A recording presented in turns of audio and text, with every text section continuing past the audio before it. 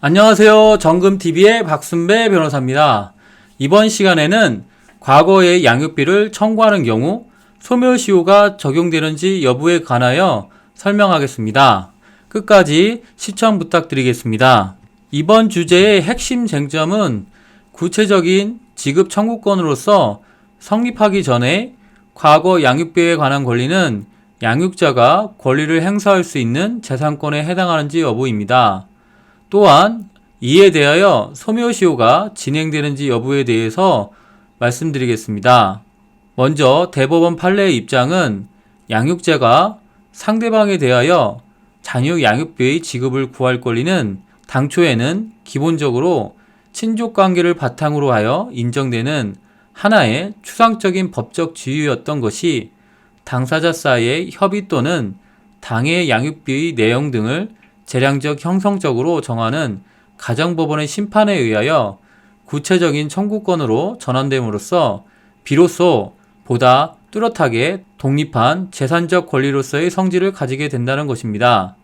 이와 같이 당사자의 협의 또는 가정법원의 심판에 의하여 구체적인 지급 청구권으로서 성립하기 전에는 과거의 양육비에 관한 권리는 양육자가 그 권리를 행사할 수 있는 재산권에 해당한다고 할 수 없습니다.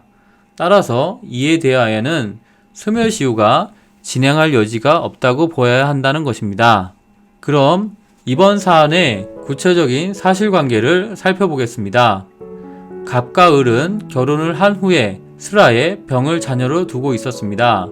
그러나 이후 갑과 을은 가정불화로 인해 이혼을 결심하였고 이혼을 하면서 을이 병을 양육하기로 협의하였으나 양육비 지급에 관한 협의는 하지 않았습니다.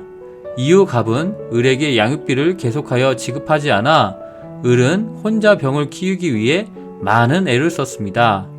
이후 병이 성년이 된 후 10년이 지나게 되었습니다.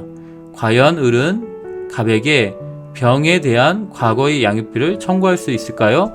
이에 대해서 구체적으로 살펴보겠습니다.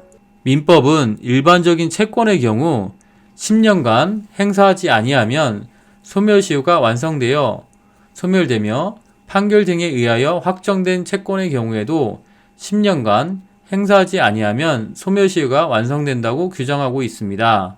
일반적으로 채권이 성립한 후 10년 동안 재판상으로 청구하는 등의 조치를 취하지 아니하면 소멸시효가 완성되는데요. 과거의 양육비도 이처럼 소멸시효가 완성되는지 여부가 쟁점이 되었습니다. 현재는 민법이 개정되면서 협의 이혼의 경우 당사자 간 양육비 부담에 관한 내용을 확인하는 양육비 부담 조서를 작성하는 것이 의무화되어 있습니다. 그런데 과거 2000년대까지 협의 이혼을 하는 경우 양육비에 대한 구체적인 사항을 정하지 않은 경우가 있었습니다.